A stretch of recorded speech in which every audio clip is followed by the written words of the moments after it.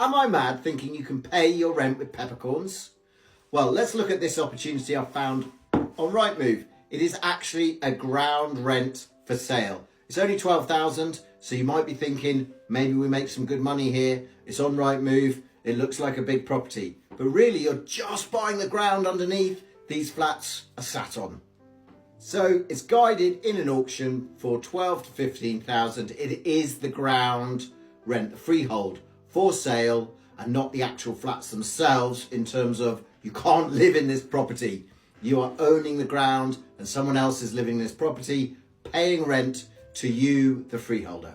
So let's look at the opportunities. Basically, this freehold holds 2 leasehold flats. So there's a first floor and there's a ground floor. Now, the interesting thing is, what are you making in terms of rental income? You're making here £50 rising to £150. So £150, that is a year. Plus they will pay the insurance on the building. But the other rent on the ground floor, what are they paying? They're paying a peppercorn. Look at that, a peppercorn. Yes, it is a form of currency when it comes to property. It is an historic thing. When spices were all expensive, they used to trade on valuable items, and believe it or not, peppercorns were quite valuable, so quite often ground rents were peppercorn rents. It's known as peppercorn rents, and it was an actual peppercorn transferring between the two.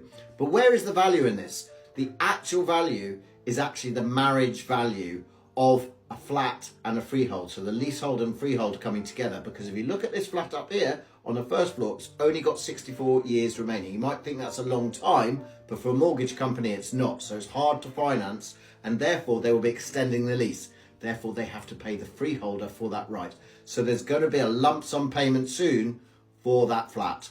And the last thing to remember is this is an online auction. They often add on the fees. This one here is a minimum of £4,800. Now that's a lot of money to add to the purchase price of say 12 to 15 grand. That's a high percentage of the overall cost of this investment. So don't be fooled about the price. So would I personally go for an investment like this? I wouldn't, because it's not my strategy, because it doesn't produce much income. In the future, you'll get a big lump sum payment.